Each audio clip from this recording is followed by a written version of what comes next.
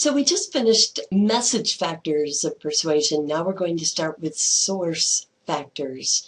So persuasion also depends on a number of source factors, factors about the source of the message. Attractive sources, for instance, an attractive spokesperson, are more persuasive than unattractive sources. Even when attractiveness is not a claim of the product, and especially with which route of processing do you think? Yeah, peripheral. Sources who are believed to be credible are more persuasive than those who are believed to lack credibility. So that is our second source factor. People can arrive at these judgments by the peripheral route. So for instance, they can think that somebody is credible because they're a celebrity, or by the central route. For instance, if the source is the American Psychological Association and they are endorsing a psychological test, that would be a much more central route or rational route. A source may be credible, but not particularly likable. Likable sources increase the likelihood of persuasion, of course. And even a source that is perceived as attractive, credible, and likable may not be perceived as trustworthy. Is there such thing as a likable person who doesn't know what they're talking about and doesn't tell the truth? Of course. Sources who are perceived to be trustworthy also increase the likelihood of persuasion.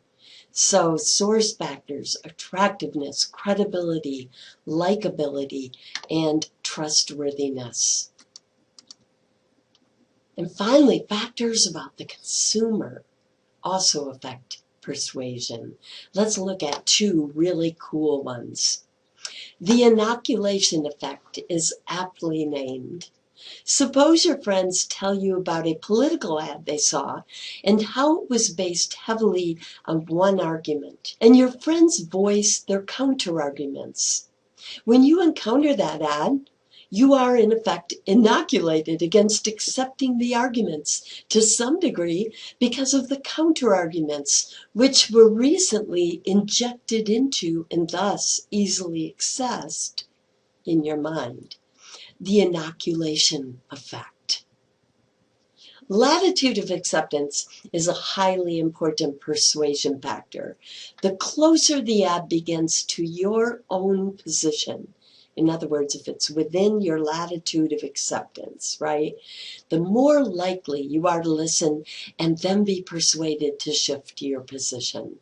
For instance, if you are counting calories and a salesperson says, I understand if you think you could gain weight by eating donuts in the morning. I used to feel that way too. But then I heard that eating one each morning reduces your snacking the rest of the day. They would have much better luck than if they began with something like, the idea that donuts are fattening is ridiculous. Even though the first message is, in fact, just as ridiculous, right? Still, they began within your latitude of acceptance. I understand if you think you could gain weight by eating donuts, ... You're more likely to be persuaded. So let's look at some other interesting persuasion effects, really interesting ones, beginning with the scarcity effect. The scarcity effect relies on the idea that things appeal to humans more when they are harder to obtain.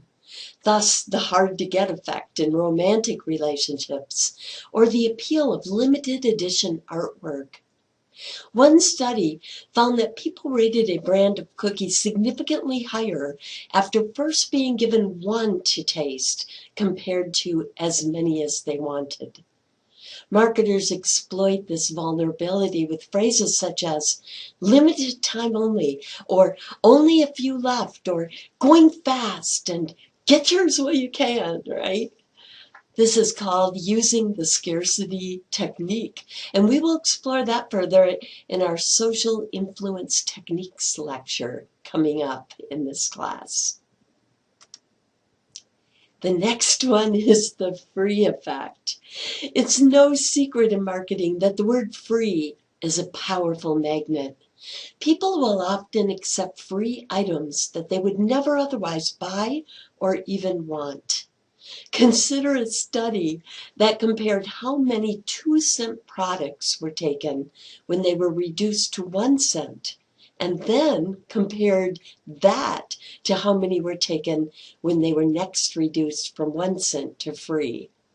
Now, if humans were totally rational thinkers, we could predict that the products would be taken at an increased rate at that 1 cent price, and then double that rate when they were offered for free.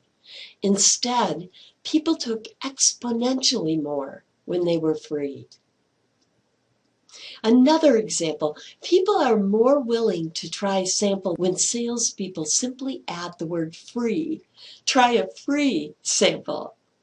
Marketers exploit this attraction to the word free by offering things like a free toy inside, or buy two, get one free, or a free gift with a purchase. And then the ownership effect. This is a particularly powerful one. A friend of mine buys a new car every few years. He does. When he was considering a few different brands the last time, the Prius salesman offered to let him take his choice Prius home for the weekend to try it out. Which one do you think he ended up buying? He bought the Prius. The ownership effect, again, is a particularly powerful one, even when it is just a temporary perception of ownership, because loss is harder for humans to deal with than just declining an original purchase option. Marketers exploit this effect by offering rent-to-own products and other things like free trial periods, right? Even convincing us to try on clothing promotes the ownership effect. When we express interest in an item of clothing, marketers know that, assuming that it fits and we like the way it looks on us, we are far more likely to buy it if we try it on than if we do not. Seeing it on your body in the mirror promotes feelings of ownership.